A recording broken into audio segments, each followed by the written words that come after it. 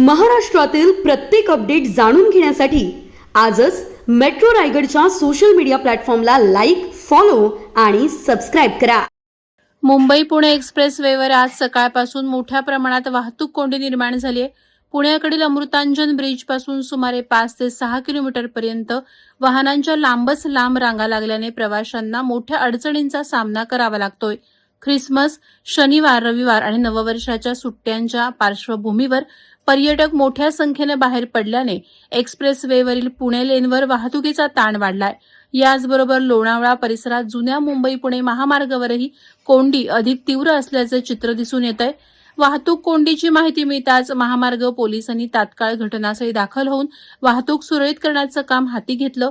मात्र पुढील 4 ते 5 दिवस ही परिस्थिती कायम राहण्याची शक्यता वर्तवण्यात येते. दरम्यान पोलीस प्रशासनानं वाहन चालकांना संयम बाळगण्याचं, वाहतूक नियमांचं पालन करण्याचं आणि प्रवासापूर्वी वाहतूक स्थितीची माहिती घेऊनच मार्गस्थ होण्याचं आवाहन केलं आहे. Subscribe now and press the bell icon. Never miss an update.